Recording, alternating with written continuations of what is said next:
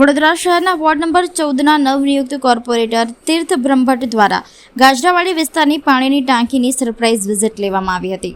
Visit દરમિયાન સંપમાં ગંદુ તેમજ દુર્ગંધ મારતું પાણી જોવા મળ્યું હતું। સાથે જ સંપની આજુબાજુ અને પાણીની ટાંકીની નીચે ભારે ગંદકી જોવા મળી હતી।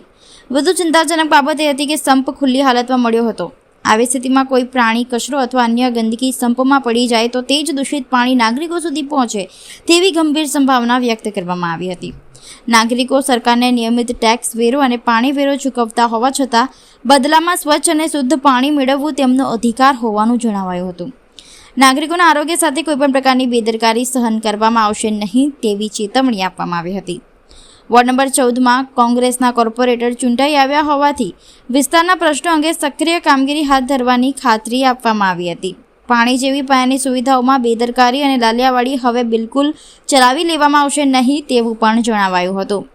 સંબંધિત વિભાગ દ્વારા તાત્કાલિક સફાઈ, જાળવણી અને સુરક્ષાની યોગ્ય વ્યવસ્થા કરવામાં આવે તેવી માંગ કરવામાં આવી હતી। વોર્ડ નંબર 14 જ્યાં સમગ્ર વિસ્તારમાં પાણી પૂરું પાડે જેવી ગાજરાવાડી ટાંકી ખાતે અમે મુલાકાતે આવ્યા હતા, કારણ કે અમે જીત્યા અને 3-4 દિવસમાં જ આખું દૂષિત પાણી આવવા લાગ્યું। અમે જનતાએ ફરિયાદ કરી કે સાહેબ ગંદુ પાણી આવે છે, અમે મુલાકાત માટે આવ્યા। ત્યાં જઈને અમે જોયું તો ગંદકીનું સામ્રાજ્ય, એક બાજુ કૂતરા ફરતા હોય, જનાવર ફરતા હોય અને બાજુ સંપ જે પીવાનું પાણી પીવે સંપ ખુલ્લો, કદાચ ના કરે નારાયણ અને ત્યાં કૂતરું પડી જાય, જનાવર પડી જાય, ક્યાં કોઈ માણસ અંદર પડે અને મૃત્યુ પામે તો આ જવાબદારી કોની? કૂતરું પડે તો શું આપણે એ જ પાણી પીવાનું? આપણે કોઈ હોટલમાં જમવા જઈએ અને આપણે હોટલમાં કહે કે સાહેબ લો પાણી પીઓ, તો આપણે ના કહીએ કે ભાઈ ના, અમને બિસ્લરીનું પાણી આપો, તો શું આપણે બિસ્લરીનું પાણી પીવાનું છે? આપણા ઘરે બિસ્લરીનું પાણી પીશું?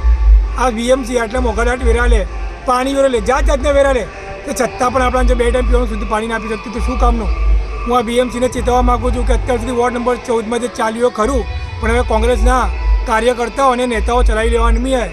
આ તમારી જે ભૂલ થઈ છે ભૂલ માફ, પણ હવે આગળ એક પણ ભૂલ માફ કરવામાં નહીં આવે।